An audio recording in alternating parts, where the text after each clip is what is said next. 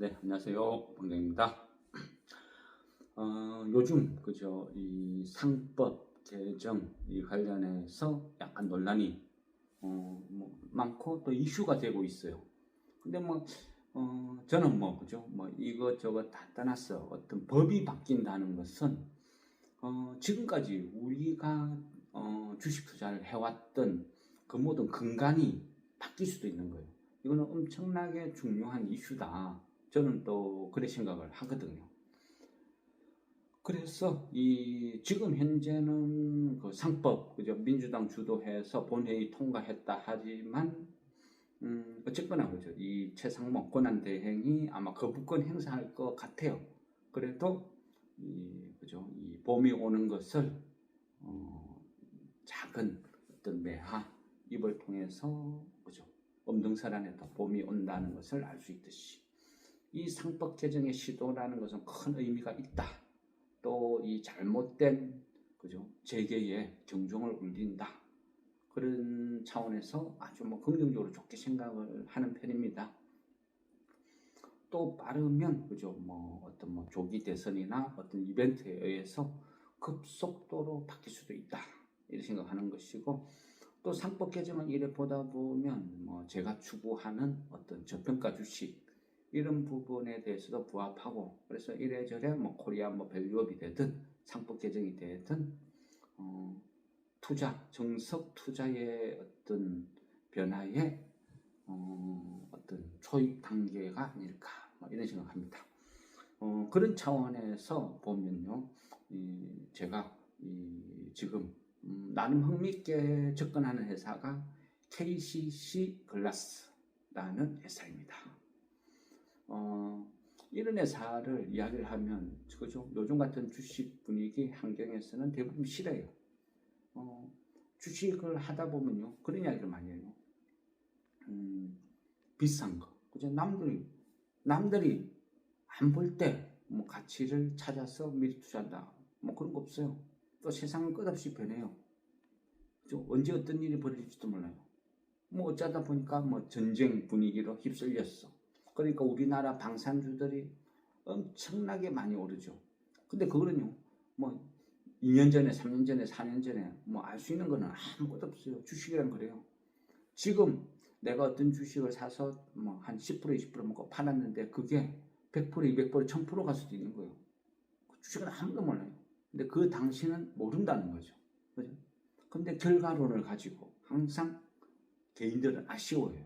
그리고 또 말려들고 사기를 당하는 게 그런 시기예요. 그죠?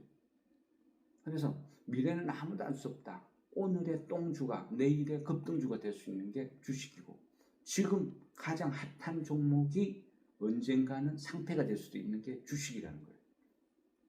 그만큼 주식은 위험 부담을 안고 가는 것이다. 은행 같은 데 가면 적금 그죠? 1년에 2.7% 이래줘요. 거기다 세금까지 떼버려요. 한 2%를 받고도 우리가 돈을 맡기는 이유가 원금 보장이죠. 그래서 주식이란 건 원금 보장이 없어요. 그러니까 그만큼 위험 부담을 안고 하는 거다. 고수익만 생각하면 주식에서는 그죠? 아무것도 없어요. 위험해요. 항상 안전을 우선해야 된다. KCC 글라스 이 회사는요 참 길게 참 오래 지켜본 회사 중에 하나예요. 보통 보면 우리나라는 그죠 상속이라는 이 부분에 대해서 피해갈 수 있는 회사가 그진 없어요.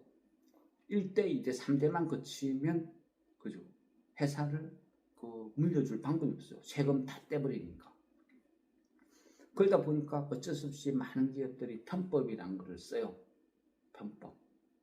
지분 증여를 싸게 세금을 작게 하기 위해서. 주식의 가치는 니꼴 세금이죠. 주식이 비싸면 비쌀수록 세금을 많이 내요. 그러니까 우리나라 기업들은 상속을 생각해두는 기업들은 어떻게 해요?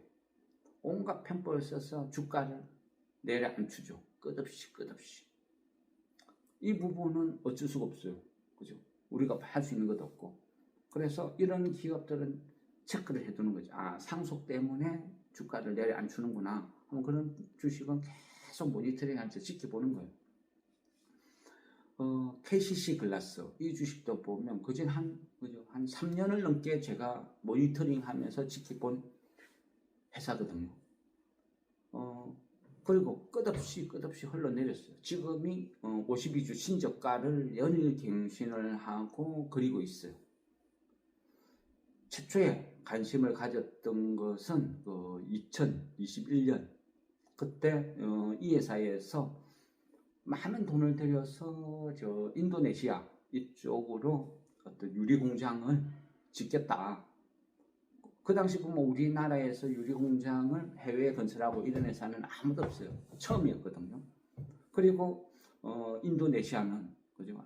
아시는 분은 아시죠? 인도네시아는 그 수도가 내려앉고 있어요. 내려앉고 바다로 그죠? 계속 내려앉고 있다.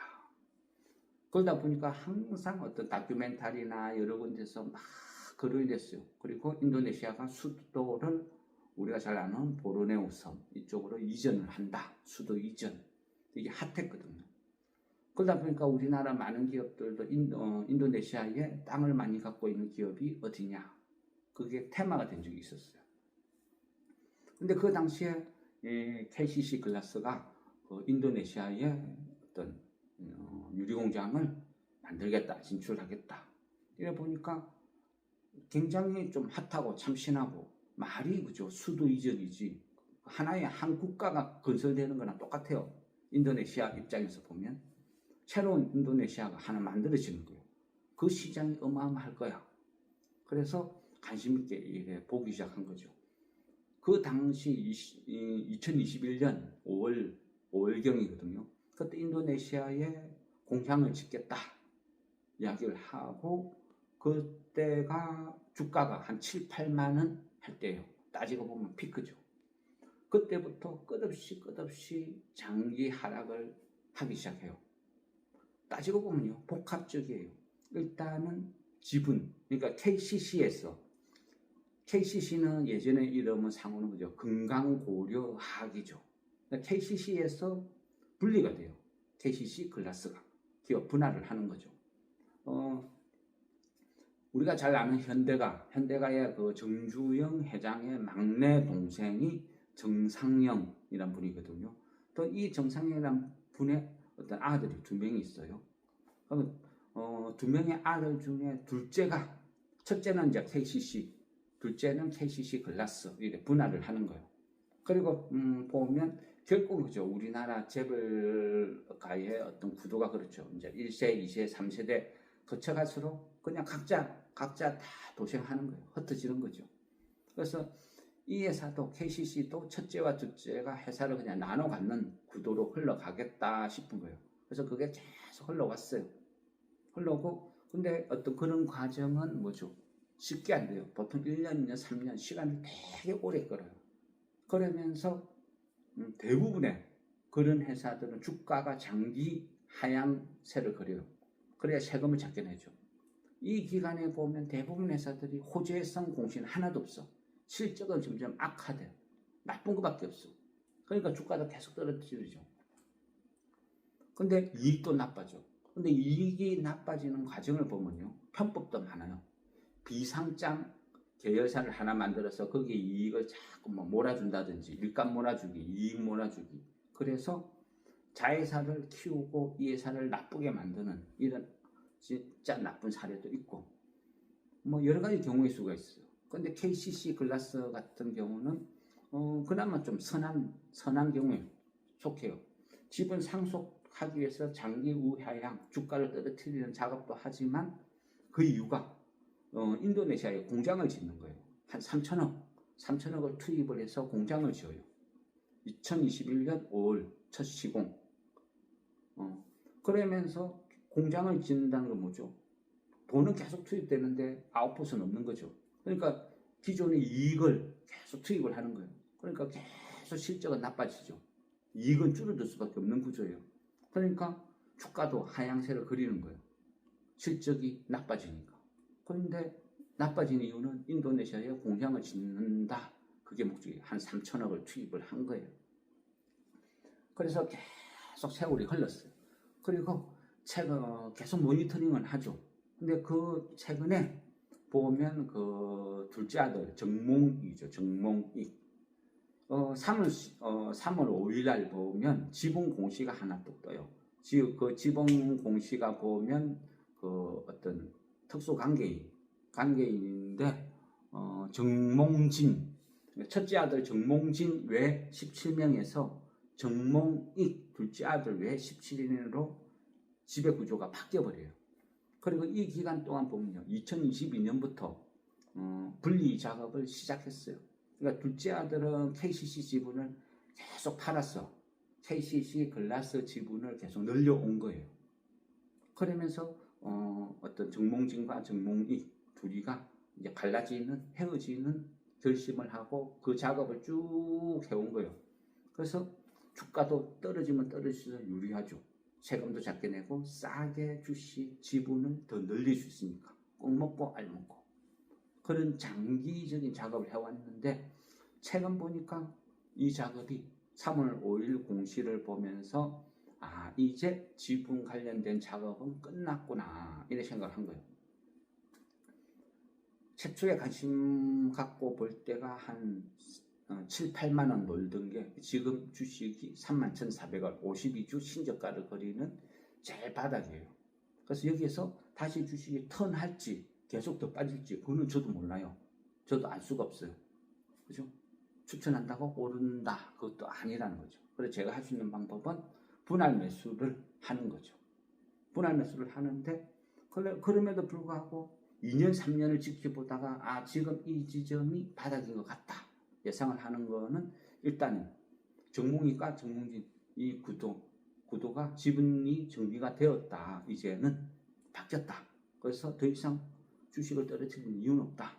그리고 또 하나는 이제 지분 정리가 되고 나면 그 다음부터는 기업 분할을 하고 이후에 돈이 많이 필요해요. 그러다 보니까 어떻게 해요? 가장 합법적인 것은 회사에서 등기 이사니까 월급 받는 거예요. 월급 받는데 KCC 글라스 같은 경우는 등기 이사가 5명 있어요. 근데 이 5명 중에 4명 합친 것보다 정몽이 1인이 훨씬 많이 받아가요. 한 60억 이래 받아가요. 그래서 심지어는 최근에 국민연금 이쪽에서도 주의를 받았어요. 주의, 공고 이거 너무한 거 아니냐. 그럼에도 불구하고 막 밀어붙여요. 몰라 상관없어 나는 받아갈래. 막 밀어붙이는 거죠. 그만큼 어찌 보면 돈이 지금 필요하다. 기업 분할을 하기 위한 돈이 필요하다. 이래 볼 수도 있어요.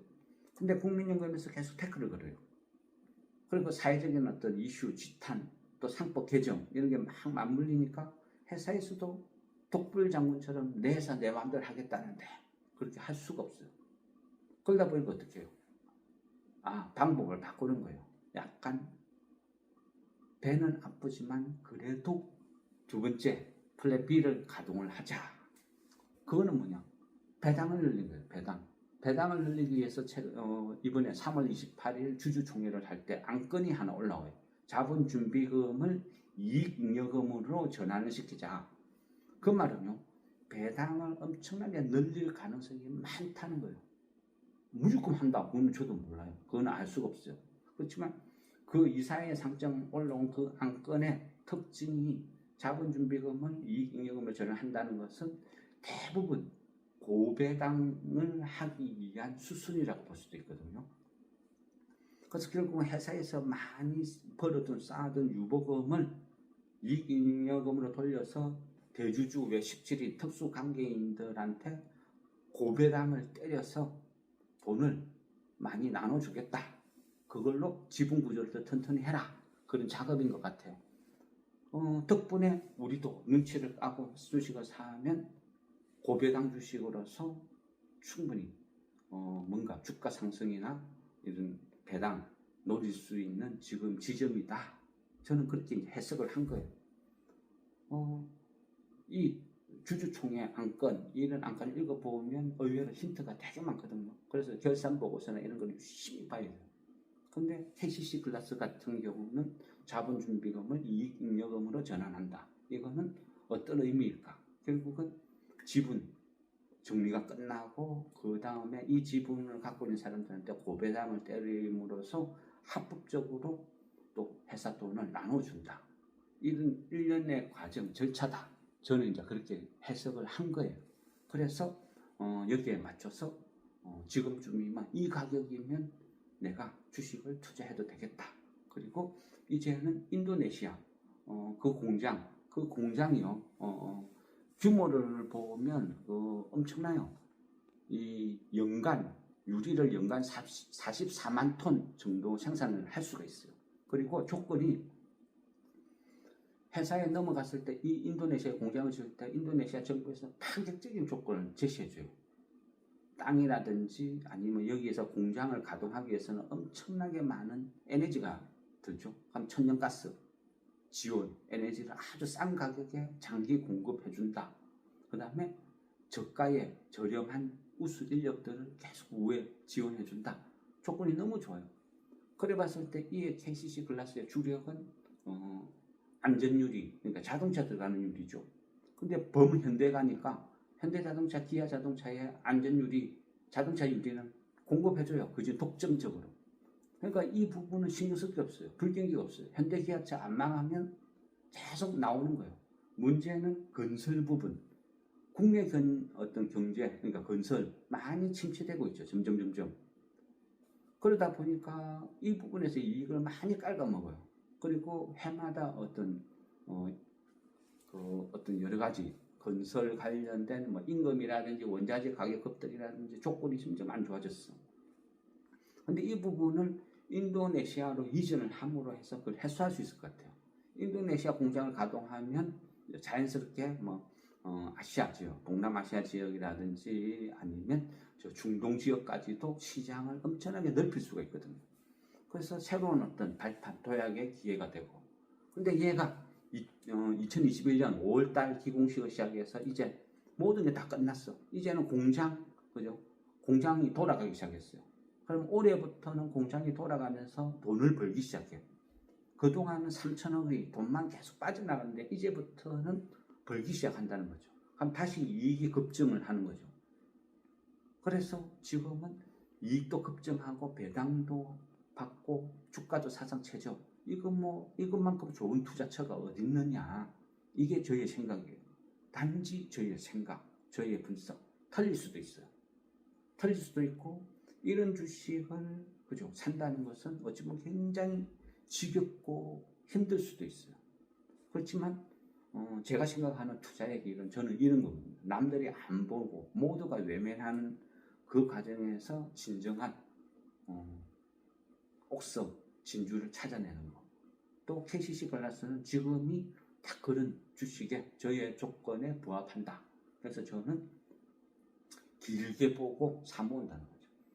이번에 3월 28일 주주총회에서 얘가 자본잉여금, 자본준비금이 이익잉여금으로 전환이 되고 통과가 되면 아무도 반대 안 하죠. 반대할 이유가 아무도 없어요. 배당 많이 준다는데.